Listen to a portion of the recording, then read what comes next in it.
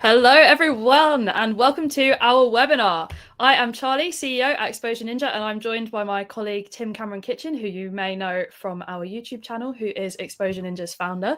And today we're going to be talking about AI search strategies and live mapping out exactly what you need to do to create an AI search strategy for your business. I would love to hear where you're tuning in from today, so please drop it in the chat if you've just joined us. And a little bit of housekeeping. So our webinar is going to be about an hour long with time for Q&A at the end. If you have questions, please toggle over to the Q&A tab and drop your questions in there. There's absolutely no silly question at all. We would love to hear any questions that you have. AI search is such a new area and lots of people are still working on their strategies. So please, please, please say. Now, before we get into it, we are also going to start a poll that should be appearing for you now, which asks, are you optimizing your website to appear in AI searches yet? Yes, no, or I am starting right now, immediately on this webinar. Okay, it's looking like, okay, just over 60% of people have already started this. So that's a great place. We've got about 30% or so who are starting right now, which is great to hear. Hopefully that's why you're in the webinar. And then a small percentage who are, no, not yet at the stage of mapping out our search strategy. All right, Tim, I'm going to hand over to you to kick us off. Great. Thanks, Charlie. Hello, everyone. Good to be back. I haven't done one of these for a little while, so it's good to flex out the old grey matter and see if this thing still works. Today we're going to be talking about your search strategy, and I'm actually going to take you through the process that we use at Exposure Ninja when we are designing an AI search optimization strategy for one of our clients. So we do these AI search optimization audits, and we're going to run through the exact process that we do when we are designing a search strategy for a client, whether it's a small and medium-sized company or a huge enterprise global brand. So you get to see behind the curtain, I guess, as to exactly what we do. So just to give you an idea on the structure of today, we're going to go through some upfront stuff about why AI search is really important. Judging by the results of the poll, I don't need to teach you why it's so important, but nevertheless, we're going to look at some statistics which show the direction of search, direction of travel in this area. It is really a very exciting time to be in digital marketing and in search particularly, because this really is a shift that is happening right in front of our eyes. So lots of opportunity if we get on the right side of this. We're then going to go through the 5 areas of the AI search optimization audit, and I'm going to explain exactly what each area is, why it's important, show you some examples, and then at the end give you some action items that you can add to your to-do list. So if you've got a pen and paper at hand, then that would be good. Pen and paper. You've probably got a Google Doc at hand, also very good. And that will allow you to keep track of all of the things that you might need to add to your marketing to-do list. Of course, you will get a copy of the slide deck and a recording of the presentation as well if you want to go through any areas later on. Exposure Ninja can help you with this work as well if you need to, but I'll talk about that at the end very briefly, and then we'll have some time for Q&A too. So good to see everyone. Yes. Tim, before you jump in, someone is saying that they're getting a clickety-clack static from your mic. I'm getting a little bit of it too. Not sure if there's anything you can do to fade it out. What can I do to fade that out? What does it sound like? Like a little clickety-clacking. Like a clickety-clacking. Perhaps someone in the audience might be able to describe that better. They're saying static. Julie says not for her. So, okay, well, let's try something. Charlie, do a dance for 10 seconds while I switch mic sources. Unfortunately, not a trained dancer here. Oh, Charlie. I know, I've let the team down. We can change this over. You're going to have to let me know if this works or not. Well, people are saying it sounds better already. Thanks for your patience, everyone. And Dale for the dance emojis.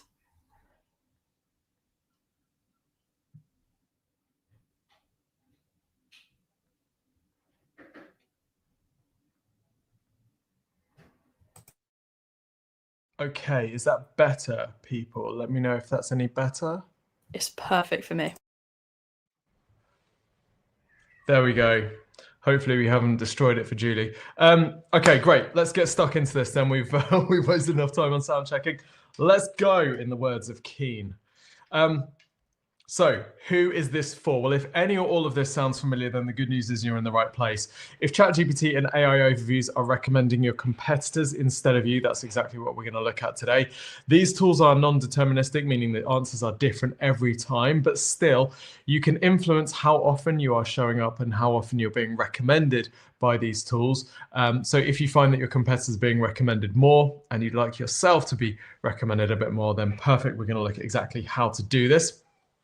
If your Google traffic isn't what it once was, then two things. Firstly, you're in the right place. Secondly, your experience is not unique. Lots of people, lots of businesses are seeing a drop in organic search traffic as a result of people getting their answers from AI search tools, including Google's AI overviews. Across many businesses that we see, the decline in Google organic traffic is very consistent. We do have clients, of course, that are seeing significant increases in Google organic traffic, but this is typically because we are expanding their visibility, we're expanding their surface area in search. But like-for-like traffic is typically down. So we'll cover exactly what to do about that. If you want to get in marketing shape for the new AI search world, this is a really sort of fundamental moment. I think in my career in digital marketing, there have been 3 shifts so far where we see new businesses built, we see incumbents de-incumbented, and we see challenges arise. And I think the first one of those was the origination of search.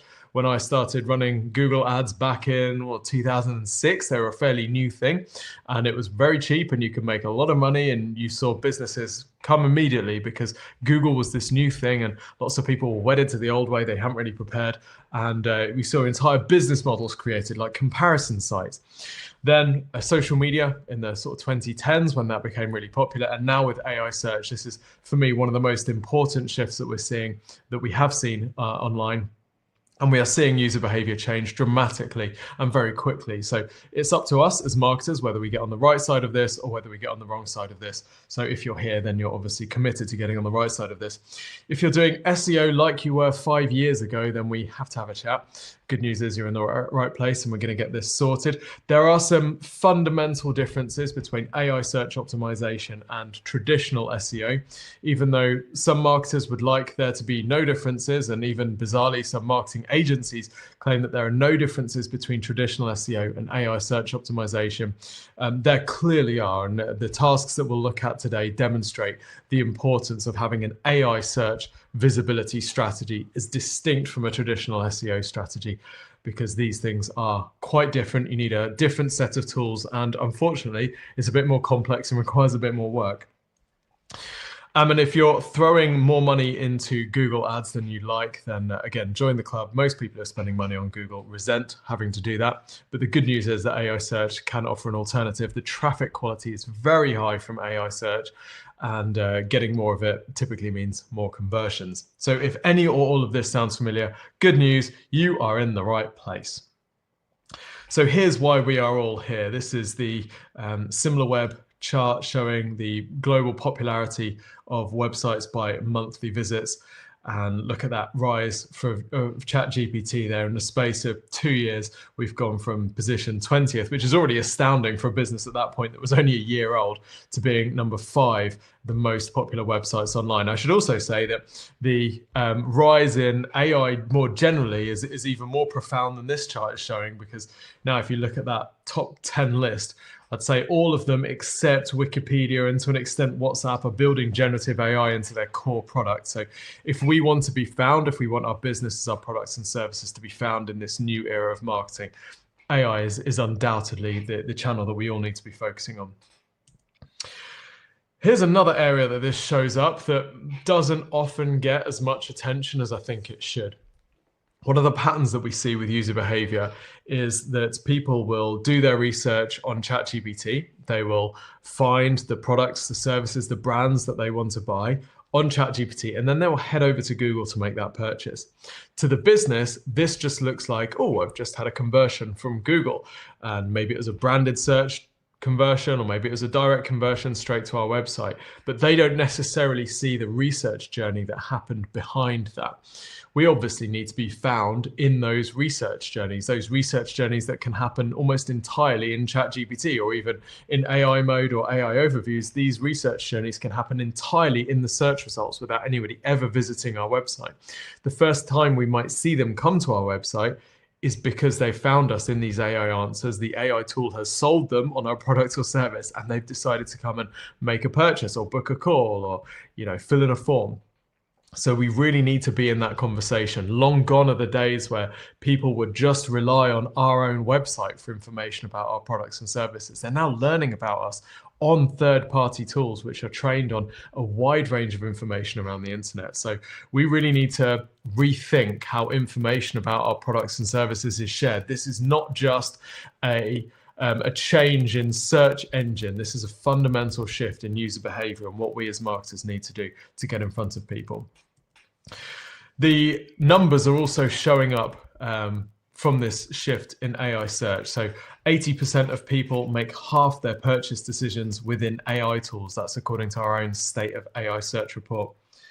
There's a little bit of Anchorman about that stat, isn't there? But we are seeing that they're making buying decisions, like we are probably making buying decisions. I bet if you drop in the chat, what's the most expensive thing that you have decided to buy on AI search based on the information from AI search? For me, it was a car, right? People are making, actually, you could say a business. People are making big purchase decisions on AI. If we're not being found there, we are not being in those decisions, and not just being found, but being talked about in the right way. It's our job as marketers to shape that conversation as well, even though we're not present there in the room. 31% conversion rate, 31% higher conversion rate from ChatGPT traffic than non-branded organic traffic, according to Search Engine Land. This traffic is high quality. We frequently see it. And in fact, I bet for a bunch of people on this webinar, the AI search traffic will be your highest converting traffic source, except branded search traffic, which often, weirdly, comes from AI. It's just someone going to Google to make the purchase after they've learned about you. So all of this combines. AI chatbots represent new marketing channels, and there is first mover advantage for us if we choose to take it. Businesses will be grown significantly because they have good visibility in AI. Other businesses will see a drop in revenue, drop in profitability. There will be businesses that die because they didn't have enough AI search visibility. So it's up to us to do what we want with this information, but hopefully today we give you a bit of a playbook to identify your strategy through all of this. We're going to talk very briefly about where this information comes from, how we've refined the approach that we're going to go through in today's session. So Exposure Ninja has been working with a range of clients on exactly this stuff since the very, very early days. We were the first to figure out how to rank in Google's AI overviews before they were even live, before they were called AI overviews. And we shared that information in our YouTube videos. We think we're the first people to do that. Since then, we've worked with a lot of brands of all different shapes and sizes. Some examples that we're going to look at in today's session include Riverford, The Ordinary, the cosmetics brand, and Zugu, an e-commerce brand. But lots and lots of businesses contact us for our help on this topic. And today, the process that we're going to take you through is the process that we go through in this initial AI search optimization audit, so you can apply this and implement it for your own business. In fact, just to start with a couple of case studies so you can see how this can impact revenue. For Zugu, fantastic brand that makes this amazing range of iPad and device cases. So 243% increase in AI traffic. So traffic from AI tools, and that led us to beat our revenue target by 123%. So big results there as a result of AI visibility. And Tim, the legendary founder of Zugu, said, honestly, everyone I've been in contact with Exposure Ninja has been a breath of fresh air, very transparent and no BS. I'm forever grateful. BS meaning bullshit, not balance sheet. A much larger brand, but also a brand that has benefited from our approach with AI search optimization. The Ordinary, the skincare brand, and this campaign with them generated 395% ROI, meaning £1 in generates £3.95 out, or $1 in, $3.95 out.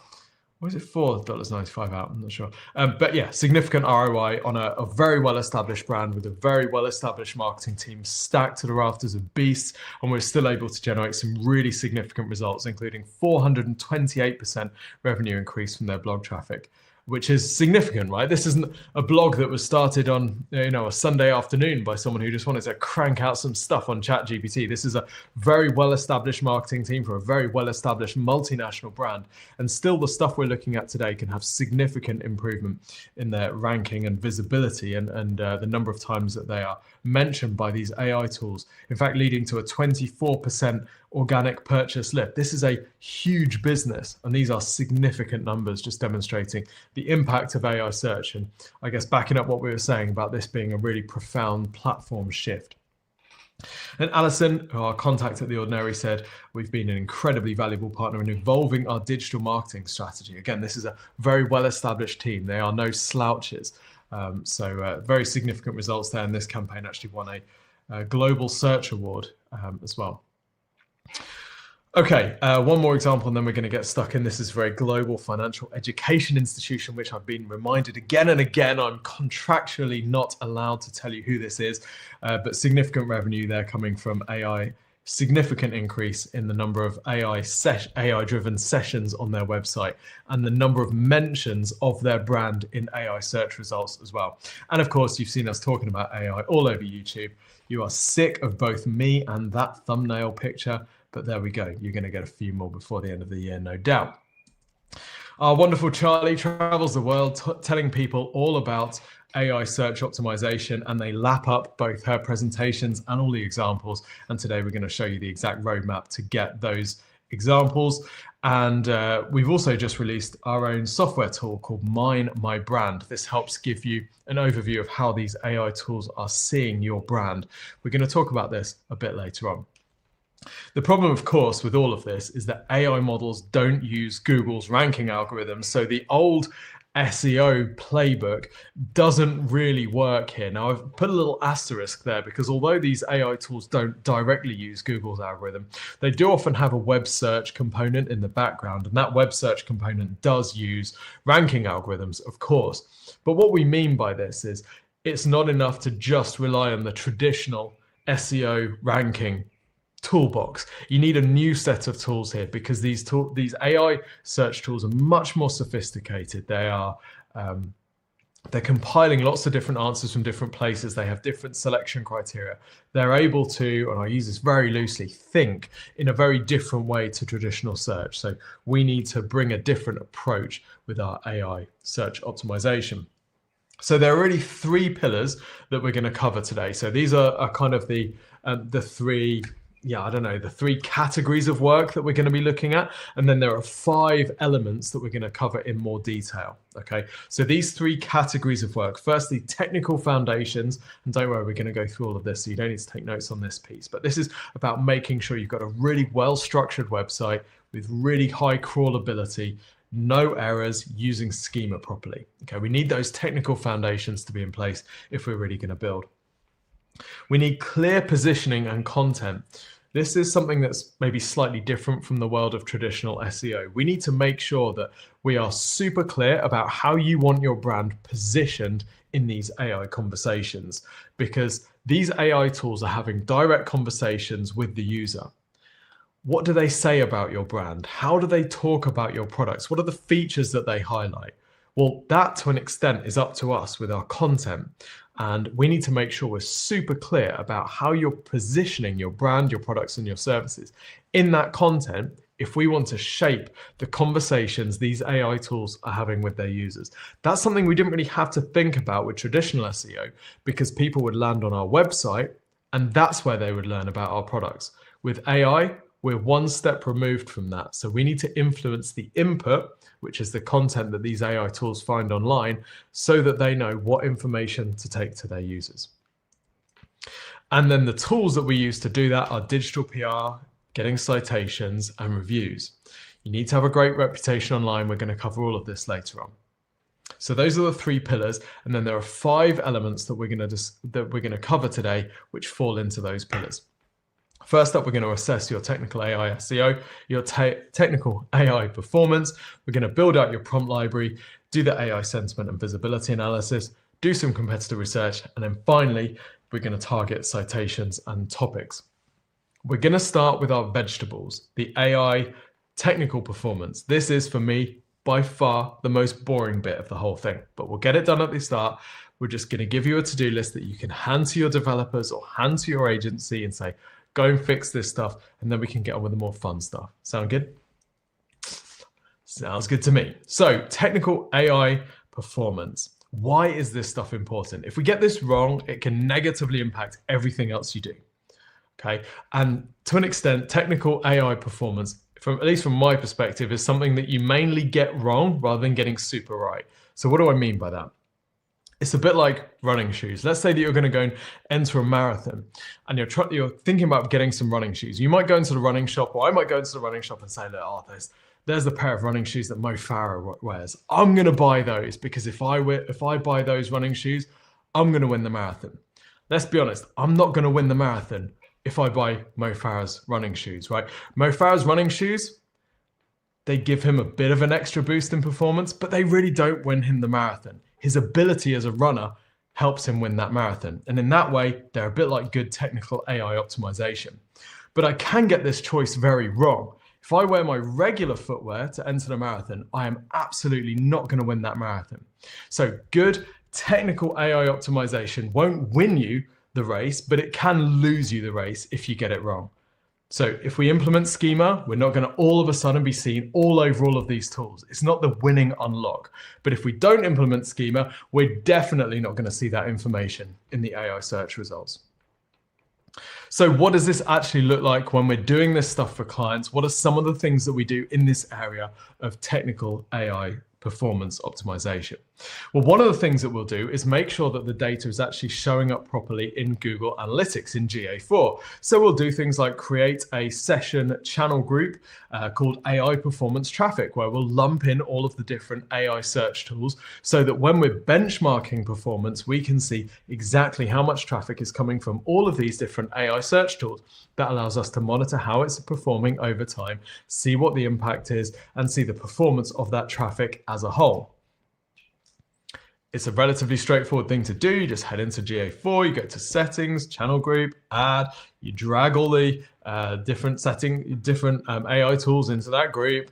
You have to add new ones when new ones come out, but that then gives you a really nice, clear group of all of your AI search traffic, which doesn't exist by default in GA4. Other things that you would want to do in this section would be looking at the AI crawlers and how they're able to access your website. Are you blocking any of these? So we'll find often that, like in this example from Azuma Mobile, for example, that actually they were blocking some of these AI crawlers unknowingly. They didn't intend to, it wasn't part of their plan, but maybe they had a plugin where someone had ticked a box that looked like it needed ticking, or they'd installed something that by default blocked him. And there you go. Before they know it, they're blocking the crawlers from Gemini, Perplexity, and ChatGPT, which makes it very difficult for those tools to get access to their website. And therefore, it makes it very difficult for those tools to recommend and cite the content on their site. Your website might be absolutely fine, but you might use a content delivery network like Cloudflare. And Cloudflare has this new AI scrapers and crawlers toggle that kind of looks like you'd want to tick it, right?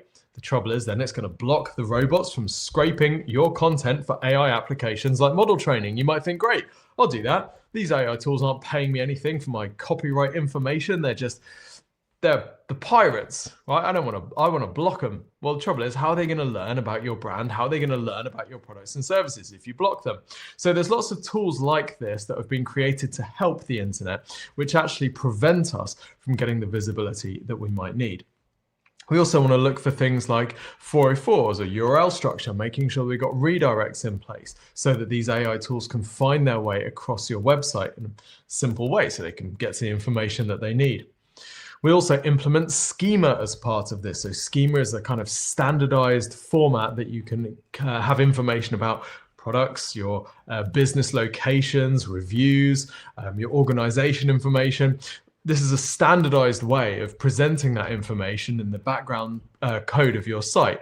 AI tools love schema because it allows them to understand really easily the different entities that a website is covering, and will recommend implementation of this as well. So this AI, the technical AI performance piece, is really about making sure you've got a good technical foundation to work from. None of these things on their own are going to transform your visibility in a positive way, but they might unlock it if you've been inadvertently preventing yourself from having visibility. So the action steps here: identifying the necessary technical SEO fixes and technical AI fixes. Prioritize all of these according to their ease of implementation and the impact. So if you're blocking crawlers, for example, that would be a very impactful thing that's relatively easy to do. So that would be a very high priority. You're then going to assign implementation. It's unlikely that any of the people on this call are going to be doing this stuff unless you absolutely love the technical side of things. You're going to give this to a developer, just like I do. If we need any of this stuff done at Exposure Ninja or Elite or Pyramid, we give it to one of the developers at Exposure Ninja to go and do, because that's their specialist area. It would take me 8 hours and I get it completely wrong and I get so fed up. It will take them much less time, hopefully. But then we check the work. We make sure that it's showing up properly. We go and check Search Console. We go and use the AI tools to make sure that we've got the visibility that we need. So once we've got that ticked off, we know we've got a solid foundation. And again, if you're looking at any of this thinking, I really need some help with this, the Exposure Ninja AI search audit can do all of this for you if you need. I'm not here to sell you this AI search audit, but if you want some help with this, we can absolutely do this. And you can book a call to talk to the team and they'll run you through exactly what's included. We'll talk about it a bit later on anyway, but if you need some help, it is there. Okay, so that's the vegetables done. Now we can get on with the fun stuff. The next step is to build your prompt library. Tim, what is your prompt library and why is this important? We want to make sure that you're targeting the right topics and queries to get visibility for. And I've put revenue in brackets because at EN, we like to target prompts that result in revenue. So we all know what prompts are, right? These are the questions, these are the things people type in to these chat tools in order to get a response. So whereas with traditional SEO, we had keywords. These are the things people type into the search bar. With AI search optimization, we have prompts. These are the questions that people ask. And we want to make sure that we choose the prompts that are going to be most valuable to our business if we're being recommended, if we're being cited in those answers. Now, AI tools work very differently to traditional search. With traditional search, Google serves you a cached version of the search results a lot of the time, which means it's showing you the same search results as somebody searched for last time. And we as users have been conditioned to search in a particular way in search engines. Lots of people type plumber London every day on search engines. People don't typically type that type of thing into ChatGPT. They're much more conversational. ChatGPT has all the memories and personalized information about you. It has context. It has a conversation history. So actually the prompts that people are searching for inside these AI tools tend to be much longer tail, much more complex, much more unique. So unlike with traditional search, we're not necessarily tracking every single search result, every single prompt that somebody might be asking. Instead, what we want to do is identify prompts that are representative of the topics and the queries that people are asking. And typically those are the ones that are going to generate some revenue for the business. So we want to build this prompt library, which might look something like this. This is for a workforce management software client of ours. And this prompt library is going to cover a whole bunch of different topics. It's going to cover people who are asking questions which imply they might be about to buy a solution, or they be relevant for a solution even if they don't know it exists. So something like how to simplify shift planning for hourly workers. That might be searched for by somebody who is a good customer for workforce management software, even if they don't know that that thing exists yet. So we want to get in the conversation. We want to get in the answer from ChatGPT or Gemini or Claude or whatever platform we're targeting. We want to get in that answer. So we want to add that to our prompt library, which is going to allow us to track our visibility for that prompt over time as we're implementing all of the other stuff we're looking at today. So this prompt library gives us a sort of a baseline to track our visibility across all of these tools. And these prompts in the library are going to typically be 3 flavors. The first flavor is going to be people who have identified that they've got a problem. So these flavors essentially are stages of the buyer journey. Let's say that we're selling heat pumps. We're Elite Renewables. By the way, if you need a heat pump and you're in the Surrey or Greater London area, eliterenewables.co.uk. So we might target prompts that are searched for by people who know that they have a problem. Let's say somebody is looking at the current crisis, energy bills. They're thinking, how do I cut my energy bills? I know I've got a problem. I don't know what the solution to that problem is, but this is the sort of thing that I might be asking ChatGPT. Now, Elite might decide that how to cut energy bills is a prompt that they want to optimize for. They want to get content in that response. They want to get ChatGPT recommending Elite Renewables for that prompt. The next level is people that know they've got a problem. They've also identified a potential solution. So an example of a prompt in this space might be, how much does it cost to run a heat pump? Okay, so these people, I know I've got an energy bill problem and I think that heat pump might be the solution. So how much does it cost? I'm starting to interrogate the solution. I'm starting to qualify that as a potential avenue for me. So I'm going to want some prompts around that type of topic as well. And then finally, the ones that are closest to the sale, once that person has decided, I've got this problem, this is going to be a good solution. Now I need to narrow down my selection. They might be searching for something like, what are the most reliable heat pumps for large homes? So we're going to want prompts that cover each of these different categories in our prompts library. Once we've got those prompts, we will research them, we'll prioritize them, we'll check them in a tool like Peak, which is the tool being used here, one of the tools that we use. There are lots of tools that can do this. You can use Peak, you can use Profound, you can use SEMrush. We use all three of them. And what these tools allow you to do is check the volume of searches or queries like this. And it might not be this exact query. It might be related queries. It might be very close queries, because remember, there are lots of variations, almost infinite variations of each of these queries. But this gives you an indication of how popular this query would be. You can also see your current visibility. So when this prompt is put into the AI search tool, what percentage of the time is your brand represented in that answer? That gives you a visibility score. The sentiment about your brand as well, which we're going to cover later on, the position, so whether you're recommended first or second or third or whatever, and then any other brands that are being mentioned in that answer. We'll come back to that a bit later on. But it's really important that we get some validation for the prompts in our prompt library. We don't just want to guess and say, yes, this is going to be the perfect prompt for us, only to find that actually nobody's really searching for it. None of our competitors are in it because it's not really relevant to us, and we have no visibility in it anyway. So we need to put some data behind our prompt library suggestions so that we can check we're actually targeting the right things in the first place. So the action steps that you want to follow in this section, by the way, Caleb has asked a great question. Keep that. We're going to answer that in the FAQ section at the end, Caleb. So the action steps for you at this stage: compiling customer feedback and online research. This is to help you identify the prompts that you want to show up for. Customer feedback is immensely useful. It's actually the first thing we do when we acquire a business. I set the Exposure Ninja team on go and get some customer feedback. They'll then call the customers of the brand. They'll find out, how do you describe this product? Why did you choose this business? What other problems do you have? What types of things were you looking for? What we're really looking to do is calibrate ourselves to how the audience thinks about this product, this brand, this solution, this service. If we can get that language right, that can inform our choices of prompts. What we don't want to do is use really technical or industry specific prompts, only to find that actually that's not what the audience is searching for at all. Online research can also help us with this.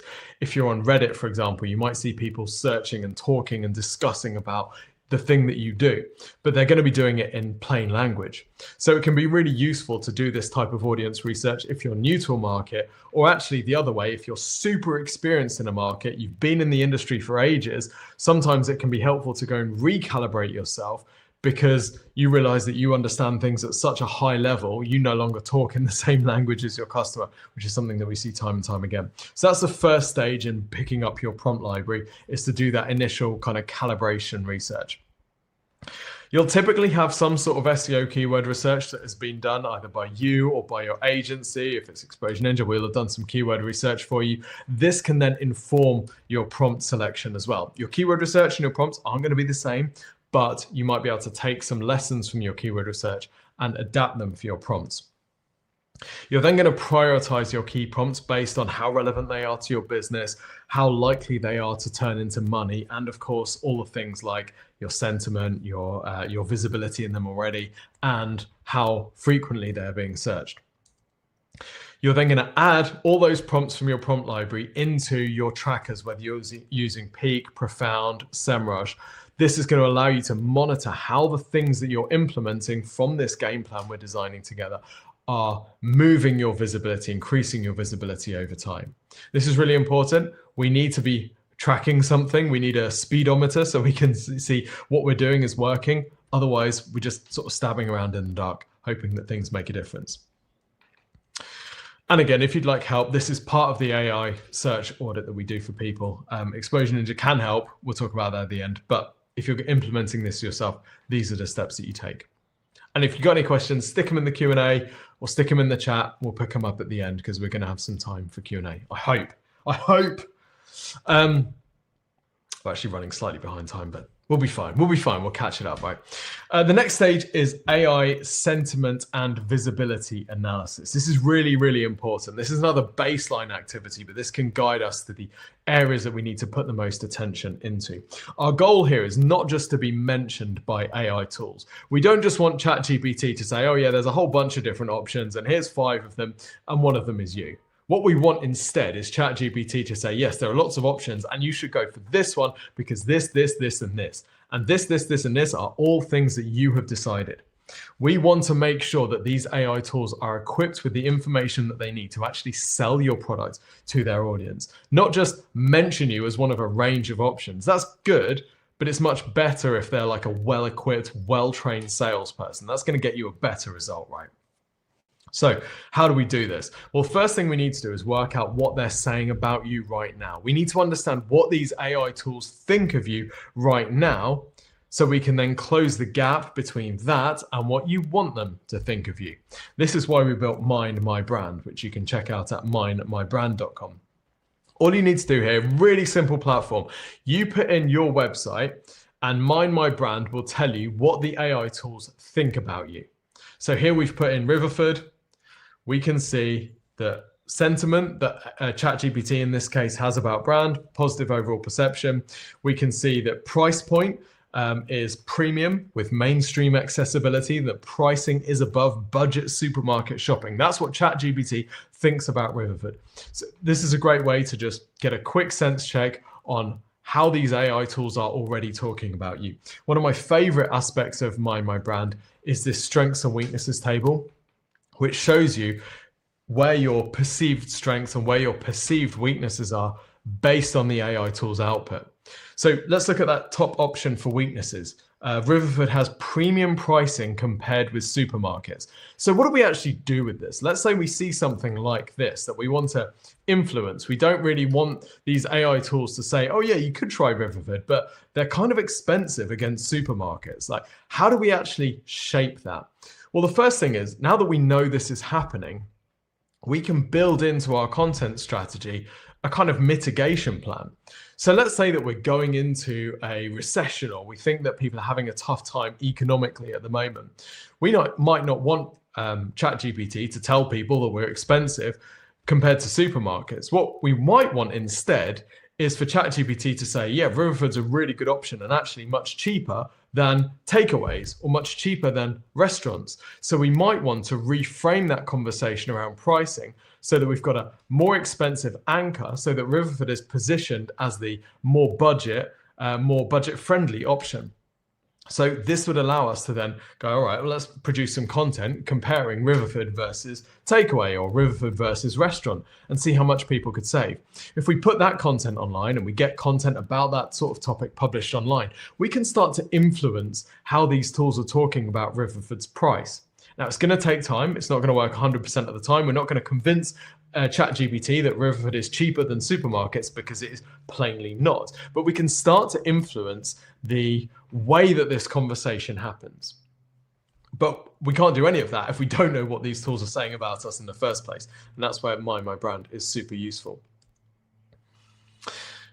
We can also analyze sentiment scores. So tools like Peak, like Profound, like SEMrush will give sentiment scores or a version of. This shows whether these AI tools are positioning your brand positively, neutrally, or negatively in each different prompt. So is Riverford worth the price? We've got 100% visibility for that prompt on this AI platform, but the sentiment's only 54, so it's neutral sentiment. So that's saying probably it's kind of hedging that answer. Is Riverford worth the price? Yeah, maybe, yeah, but it's expensive compared to supermarkets. So it's offering quite a balanced response. So if we want to influence this, again, we need to provide lots of information, lots of content on different websites about how Riverford is worth the price, and it's worth the price because X, Y, Z. So tracking sentiment scores against each of these prompts helps us to identify gaps in our content strategy that we can fill down the line. Holly has asked, do you have the link for Mine My Brand? Yes, it's mindmybrand.com. And I think we can get a little button there. Oh yeah, Charlie's just linked it. Cool. So your action steps with the AI sentiment analysis. Firstly, identifying the sentiment and knowledge gaps. If these AI tools don't know certain things about your brand, we need to make sure they've got that information. If they have certain sentiment which is inaccurate, or you want to adjust it, or you want to rebalance it, then we also need to provide content that covers that. First step, identify what those gaps are. When we're doing an AI search audit for people, we also audit their existing content. If ChatGPT is saying Riverford is expensive compared to supermarkets, it hasn't just made that up. It's picked that up from training data and from websites talking about Riverford. So we go and find where those mentions are, what the context is. Some of it will be on Riverford's own website, some of it will be on third-party websites. So we go and find where that information is contained. That then allows us to plan how to close those gaps by covering those topics in content on our own website and on third-party websites as well. So all of that feeds into the content strategy in the future. So when you're working with your content teams, you can feed that into when we're talking about which topics we want to cover, when we're doing digital PR, what are the stories that we want to push out. This then influences all of that. Does this make sense? Ella says using Shopify. Great question, Ella. Let's get that in the FAQ and we can cover that at the end. And again, if you need help with this, this is what Exposure Ninja does as part of the AI search audit. You know the story, right? 3 things covered. Number 4, AI competitor research. This is the juicy stuff where we get inside your competitors, figure out what they're doing well, so we can copy it, figure out what they're doing poorly, so we can ruthlessly exploit it and pummel them into the ground. Why is this important? AI tools are already recommending your competitors. You're never going to stop them from recommending your competitors. In the early days of SEO, we could get like positions 1, 2, 3, 4, and 5 in the Google search results. Like 3 of them would be your own website, then you'd have like a directory site, then you have a video. You just like completely sew up the first half of the top page. These AI tools are a lot more balanced than that. They want to suggest different brands, products, and solutions, and that's okay. We just want to make sure we know how those brands are doing it so that we can learn from them. The good news is that with all of this stuff, it's relatively hidden in plain sight if you know what you're looking for. So we can reverse engineer why these AI tools are recommending a particular brand, and you can then take that learning and apply it to your brand.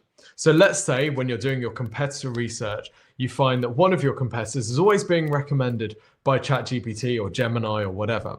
And when we dig in, we find, it's because they've got this amazing knowledge base on their website. They've got loads of information that they've published and it's being cited. These AI tools are pulling from it all the time. Great. We know that big knowledge-based content on your website, that's going to work because it's already working for your competitor. Maybe another competitor is really visible because they've got loads of coverage on user-generated content sites. They're always being talked about on Reddit. They've got loads of YouTubers talking about them. Great. We know if we add that piece to your strategy, we can get some of that good stuff as well. Third option, maybe your third competitor is always being seen in magazine and content editorial type sites. Great. Let's add that to the mix as well. So by looking at what your competitors are doing well, and taking the good bits, we can stack them. Of course, it depends how aggressive you want to be with this, but if we stack the best bits from all of your competitors into your strategy, obviously we can approach a stage where you can build an insurmountable lead as you get first mover advantage against businesses, which in many cases, if your competitors aren't visible, often at this stage of AI search optimization, it's because they've been sort of accidentally winning rather than deploying these strategies in an AI search optimization way, if that makes sense. So if you start doing that, you can build a really good early lead before they catch up, before they even realize that this is all a thing. We'll do this again using a tool like Peak, which allows us to, you've got that prompt library, right? You've put your prompt library in. You can then see all of the different competitors that are showing up in the responses for those prompts. And this allows you to build up a good understanding of who's winning across all of the prompts that you're tracking. In this case, we're working with this client here, When I Work. So they've got two competitors that are more visible across their responses. They've got Deputy and they've got Home Base. We can see the sentiment When I Work is at 66, so pretty reasonable, but actually sort of towards the bottom of the pack here.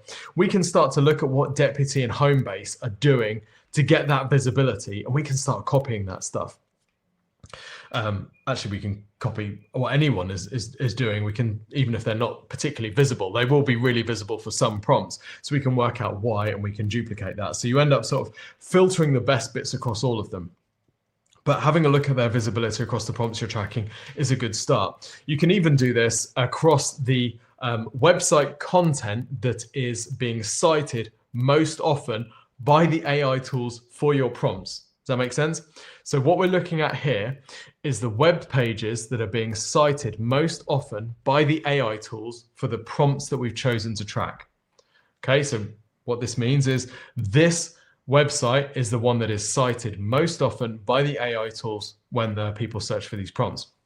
And we can see which of your competitors are visible in these responses. So we can see that this little blue C, which is Clockify, we can see that Clockify is pretty visible across all of these. Okay, we can see that who's the next blue one, Home Base. They are pretty visible, that one, that one, that one. So you can build up a picture of who's got the most visibility and where they're showing up and whether you have also been mentioned in these articles. So this gives you a bit of an insight into what your competitor's content strategy has been. We're going to feed all of this into the final step. So it's really good to have this sort of knowledge, this information about where your competitors are being seen. So the action steps for this section: identifying your top competitors in AI responses. Important distinction here. This doesn't necessarily mean your top business competitors. So you might have that, you've got that company that's on the dartboard in the boardroom and you really want to destroy them. They're chipping away at your market share and they're really annoying and they've just hired your best people and you absolutely hate them and the voodoo dollar's been destroyed. They might not be your top AI search competitors. There might be other businesses in a completely different space to you, but they are really visible in your AI, in the AI responses that you're targeting. Yeah. So say you're selling a service.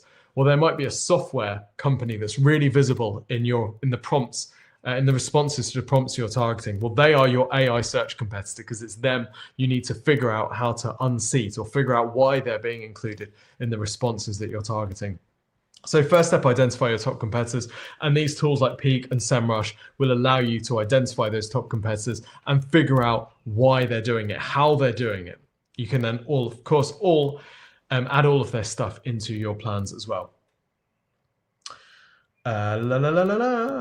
Great. And we can help you with this. This is part of the AI search audit, or you can just do it yourself using the steps here. Okay, fifth aspect. And then we're going to do some wrap-ups. Then we're going to do some FAQ. This, for me, target, citations, and topics is the most interesting bit. And it's also potentially the bit that is most different to traditional SEO. Before we go through exactly what to do, let me show you the output of this. So here's an example. This is an article published on ZDNet or ZDNet if you're in the UK. I would bet that the majority of people call this ZDNet. This is an article called "What is the best iPad Air case right now?" We got our client Zugu case featured in this article. This is a great article and it's great to be featured in this for a few reasons. Firstly, the SEO benefit is nice because we've got a link here back to Zugu's website. Happy days, that's a high authority domain, gives us some good visibility in SEO. So that's box number one checked. This is also really good because ZDNet has a quite tech-forward audience, which is perfect for Zugu case. So we're going to get some eyeballs onto this, which is really nice. Get some clicks through from people who've seen this because they're scouring ZDNet. That's really nice too. Other benefits, it's really nice PR, it's really good credibility. That's great as well. But when it comes to AI search optimization, this sort of stuff is absolutely freaking turbo fuel, because the next day, when you ask Perplexity what are the best iPad Air cases, Perplexity is pulling from this article to recommend Zugu as the top iPad Air case. There's 16 sources to this article. Of course, the name of the game is to get featured, get your products featured in as many of these sources as possible. And the sources will be different for different AI tools and different on different days. But you see the power of this, right? If this article is being cited as a source, we get the brand featured in the article, we get the brand featured in the AI answer. Really powerful. Here's another example. This one on Wired. Again, got them featured. Best overall folio case. Has to be said, they got a sick product, which makes this possible. If they had a terrible product, not going to be possible. Doesn't matter how much PR you do. If you've got a bad product, the more you market it, the worse things get. You got a great product, the more you market it, happy days. Great product, really well marketed, if we do say so ourselves.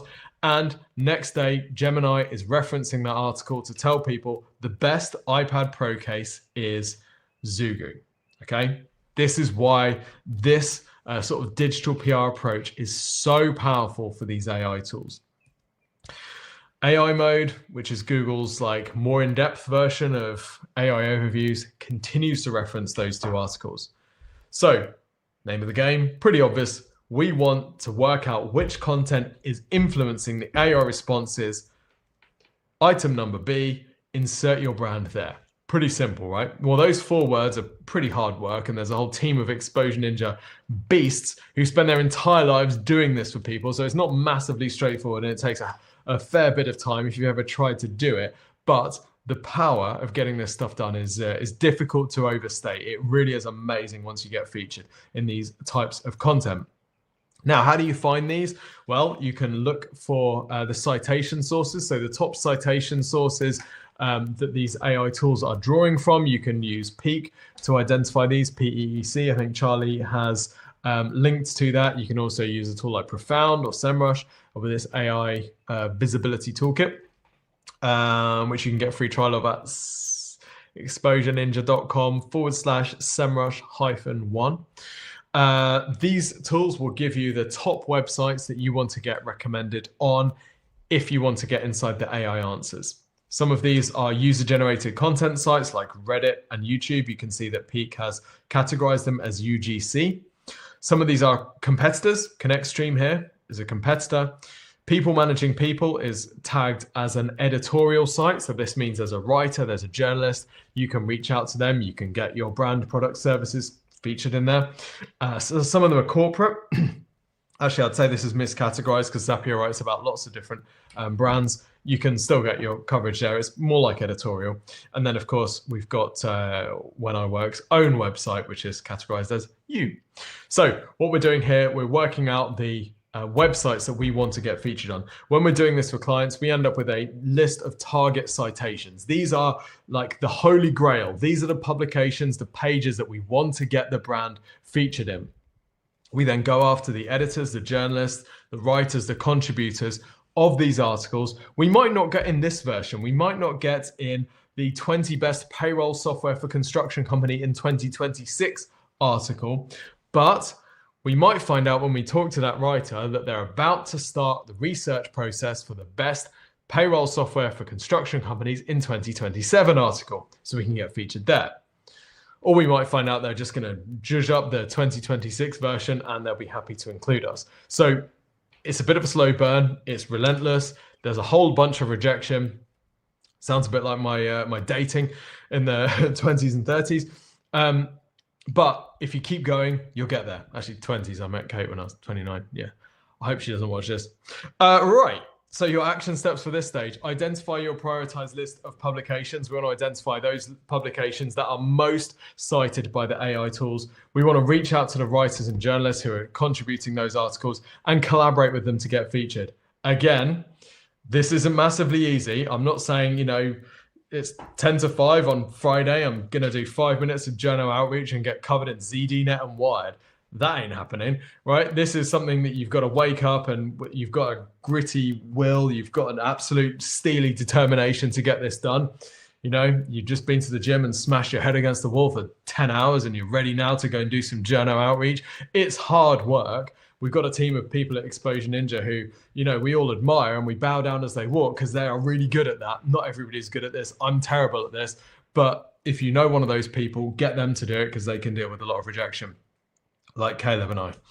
And if you'd like help, of course, we can help you with this. This is part of our AI search optimization audit. We will identify those publications and we can identify the writers and the people who are responsible for writing those. We won't do the outreach as part of the AI search optimization audit. We will just show you what you need to do to get the coverage that you need in order to get this visibility.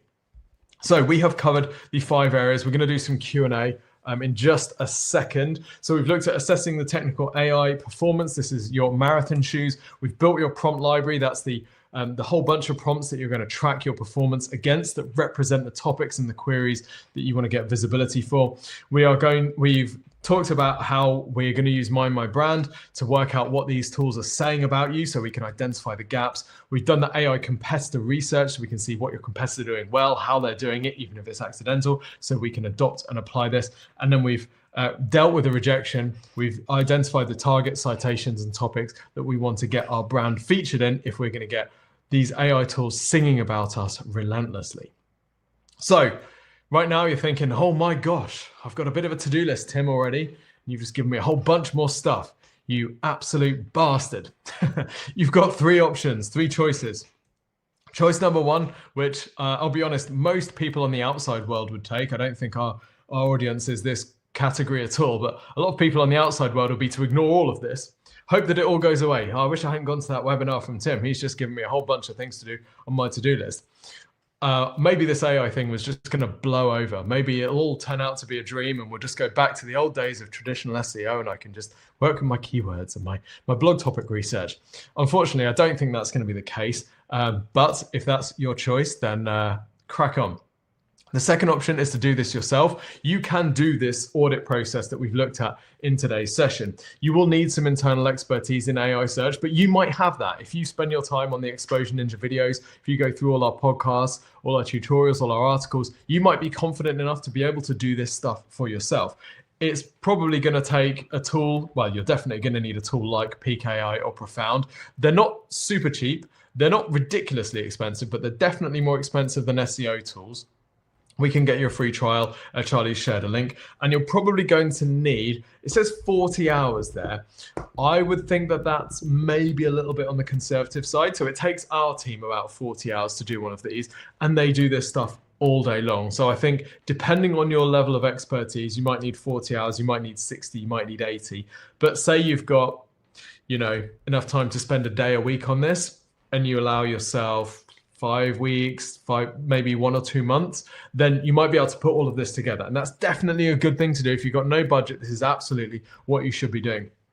Your other option is that Exposure Ninja can do this for you. We actually charge a lot less than you might imagine for this. I'd be interested to see what you think the price for all of this would be. I actually think it's really cheap. I buy a version of this for all of the businesses that we buy. But the whole audit takes about 1 month. We go through everything that we've looked at today and more.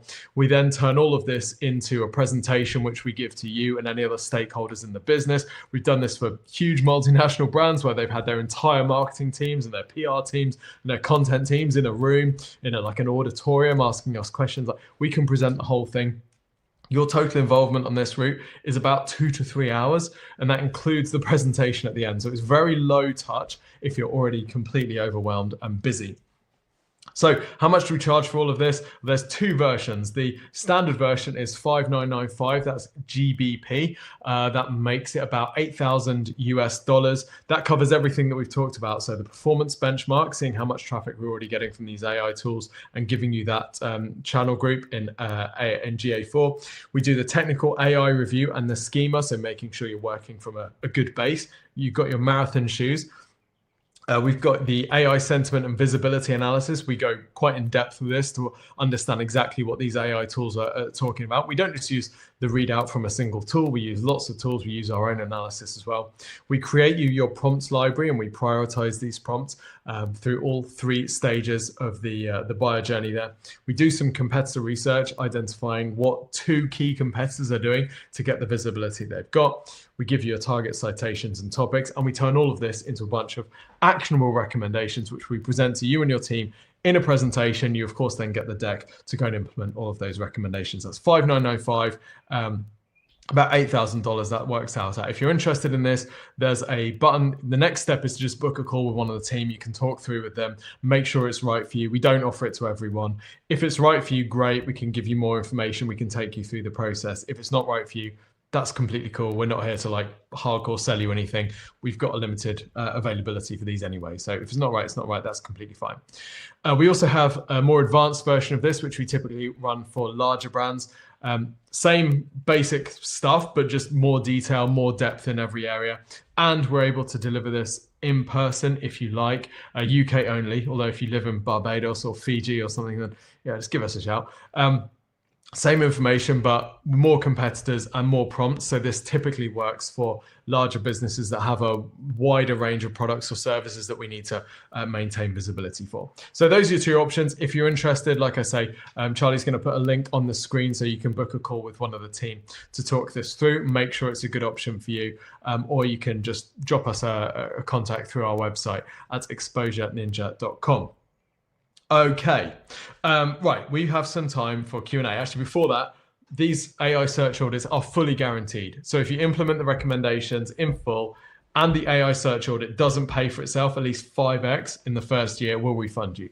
You'd have to be a tiny business, like literally a one-man band perhaps, or you're selling something that like 3 people in the world like, if this doesn't pay for itself, because the leverage that you can get from these audits is so significant. So we're happy to guarantee it with a money back guarantee. And you get all of the deck and everything that you can pass to your team, and you can make this the basis of your AI search strategy moving forward for the next 12 to 18 months. Okay, all of that said, Q&A. Any questions, please stick them in the chat. We will also go through the ones that have already been asked. Hey, Charlie, how's it going? Hey, Tim, it's going great. Thank you for a fantastic presentation. We've got quite a few questions, so I'm going to quick fire them at you, and you can see that you can do your best. Oh, that's Should we allow training bots to crawl our website? Yeah, so the training bots are the, when OpenAI, for example, is training its next large language model like GPT-6 or whatever, it will crawl around the internet learning what it can about all of the things. If you want your business information to be included in GPT-6 or Claude 3.7, then yes, you want to allow training bots. If you don't want these tools to know anything about your business, then no. I would say you probably want to allow the training bots, because sometimes these tools will recommend businesses, products and services without visiting the website at all, without going online to do a background search. And they can only do that if they know about you from the training data. So personally, I'd allow everything. All right. Next question. This was the highest upvoted question that we've had in, which is from Caleb. How can I find which prompts our customers are actually using? Yeah, this is definitely part art, part science. I think talking to your customers is a really good thing. A lot of marketers don't really have time to do this, which is why we do a lot of it at Exposure Ninja. It's why I get the Exposure Ninja team to do it for the new businesses that we acquire, so they can work out what sort of language the customers are using. And then once you've got like a range of different queries, you're going to run that through the AI tools and maybe some traditional keyword research tools as well to find out what are the most common queries that people are using. So you're never going to get this absolutely perfect, and it might be that every single one of your customers has asked a different question and there's absolutely no crossover at all, but you'll usually start to spot some patterns about the sort of language that your customers are using, and it's that type of thing which you'd use in your prompt library. Okay, absolutely. I've got another question on prompts from Holly, which is, how can you improve the prompts that you're tracking? What would you do with them? Would you use more keywords on your website? Would you create more blogs, email campaigns, social posts? Yes. To all of them, yes.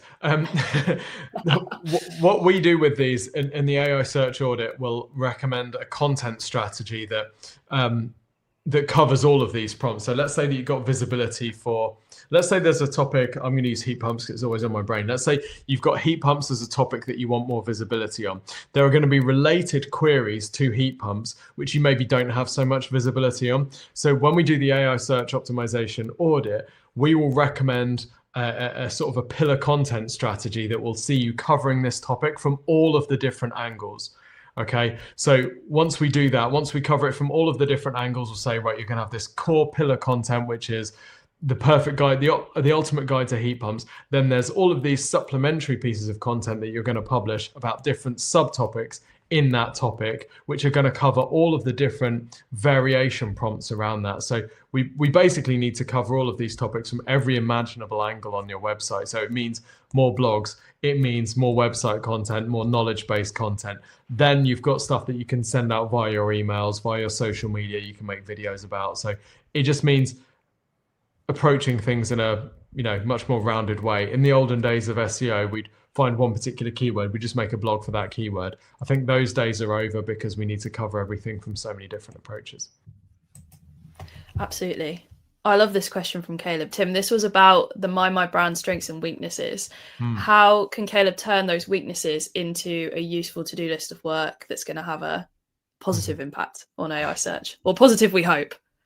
Yeah, there will always be weaknesses because these AI tools want to present a balanced recommendation to their users. So they will always find something. I think if we go back to the Riverford example where pricing was something that was often cited, it's about, you're never going to completely remove that. What you can do is reframe that conversation. So if, let's say that you are more expensive than some of your competitors, maybe you can produce some content on your website comparing your price against other options. Let's say that you're offering a software solution where you could compare that to hiring someone to do that work, or against a custom solution. So you can try and reframe that pricing conversation against the more expensive anchor, so that when those AI tools are talking about your pricing, or where someone says, how much is Caleb's software, they say, oh, it's this much, but compared to hiring someone, you're actually saving a bit of money. So we can try and just reframe that by giving these things more context and a different context when they're talking about your weaknesses. So there are also times where the thing that they're talking about is actually not accurate. They just don't have enough information about you, or they've got mistaken, or they've confused your brand with someone else's. And in those cases, having some content about that topic directly can be all it takes to remove that weakness. Absolutely. I think we've got a few e-commerce businesses in here because we've got some upvotes on this saying, using Shopify, does that help ensure that AI technical stuff is sound? Should do. What's your take, Charlie? My take on this is that if you're on Shopify, then you can definitely make AI search work. You've got things like Sidekick, the AI assistant that is meant to help with tasks like this. That means you can actually ask it questions, basically. Ask for data analysis. I don't think it's going to be able to tell you exactly what you need to do to show up in the AI searches that you care about. So you're still going to have to go through the process of prompt tracking, deciding what your prompt library looks like, and making those optimizations. But there's definitely some helpful things in there, and things like, Shopify Magic is there for writing product descriptions, all which are extremely important if you're an e-commerce business actually trying to optimize for AI search. So yes, but actually you've still got to do a lot of the work yourself, I'm afraid. Yeah, and I think just if we're just talking about the technical stuff, so the things like schema and redirects and all of those things, Shopify is a really robust platform and has thought about a lot of that stuff. But I don't think we've come across a platform that's completely watertight. So it's always worth having somebody, particularly if you're adding like layers of plugins and extensions in. A lot of these things can interfere with some of the functionality. So always worth having someone who's really technical look over these things. And with our Shopify clients, we will still do a bunch of work on the technical side. Nothing handles it straight out of the box. Perfect. I've got two questions that are kind of similar from Pete and Caroline, so I'm going to squish them together. For B2B tech companies, how important is multimodal SEO for search visibility? Should we just focus on text authority signals or other things? And then Caroline asks, how useful is video content for AI search? Do we want to add transcripts to it? Yeah, good question. I think YouTube is the #1 domain that is cited in AI overviews. I think YouTube for sure is an important channel if you can use it. I know it's not always easy. It also sort of naturally transcribes all of the content as well, so it can feed into AI overviews and AI mode. So that's definitely important. If we're talking about true multimodality, like, you know, voice and image and things like that, all of these tools are pretty text-based at the moment, unless you're going to, you know, somehow get your brand mentioned on all the video training data that they're feeding these things on to build these models in the first place. There's not really too much more that you can do with that, but for sure, any surface area that you can possibly get, be it video, be it podcast, be it text, is probably going to help, because you never know what the balance of those three that these models are being trained on is. So if in doubt, be everywhere. All right, final question comes in from Julie. How often would you need to redo an AI search audit like this? That's a good question. I think it depends how much activity and how, honestly, some of it is how rapidly these models develop. I would say this is probably something that you might redo every year, but honestly, somebody might come out with a new model that just completely blows everything else out of the water, and we need to completely reconfigure everything. We've seen, for example, a change in the types of websites that are cited by ChatGPT. It's sometimes going to more third-party websites being cited, other times relying on the brand's own website for the information it provides to users. So it's not the sort of thing that you're going to have to redo on a quarterly basis. And honestly, a lot of the recommendations are going to stand for the future of AI as it looks like it will operate in the moment. So I'd say maybe brace yourself for doing it once every year, but the future years won't be from scratch, obviously, because you've already done part of the work. So it's just a bit of a fine tuning of the one that you do this year. Yeah, I mean, hopefully your future years will just be showing lots of positive growth, so you're already on the right track. And you won't need to redo whole things like your prompt library from scratch, because a lot of those bones are still going to be the same skeleton that you had that you want to continue with. Amazing. Tim, thank you so much for getting through all of those quickfire Q&A. Not that quickfire. If anyone has additional questions that they want to ask, you can find me and Tim on LinkedIn. Always more than happy to answer your questions. If you want to talk to one of our team about an AI search audit or what your current situation looks like in AI search, just hit the book a call button below. And if you missed any of the webinar, a couple of people said they had power outages, terrible during it, then it's going to be in your emails over the next couple of hours once we've finished. Thank you so much. Tim, anything you want to add? Yes, there's actually a few more questions, and I don't mind sticking around for a few minutes to nail them out. You know me, I like to run over. Just quickly, Alejandra says, is the blog business slightly over since LLMs are recommending everything? That's a very good question. The answer is no, because even if you are, even if your information is being cited and referenced in the AI answers, you will still pick up clicks from that. And actually, I think there is a massive business there. For example, that ZDNet article earlier, ZDNet, if it's working in partnerships with brands, is not only selling the viewers on ZDNet, it's now directly able to influence the AI tools. So if I'm running a blog right now, I'm selling the brands that I'm working with on giving them access to my blog content, giving them recommendations in my blog content, knowing that's pulling through into the AI search tools. So I think there's lots of potential there. Caleb says, do you support integrated campaigns? Could you help my PPC too? Absolutely, Caleb. Exposure Ninja does SEO, AI search optimization, paid search, web development, conversion optimization, and email marketing. So we can help you with all of those things. And actually, we wouldn't do one without looking at the others and how they're impacted. So absolutely, we can help you there.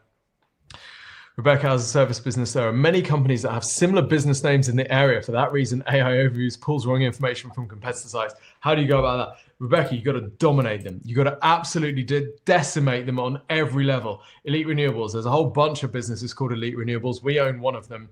We are working on exactly this problem now by just being we're publishing more, we're getting it ranked better than them, we're just trying to crush them on every metric. So eventually they give up and say, right, we're going to change our names because people can't find us anymore. That's definitely one solution. Okay, I think we're good there. Thanks, Charlie. Thanks everyone for joining.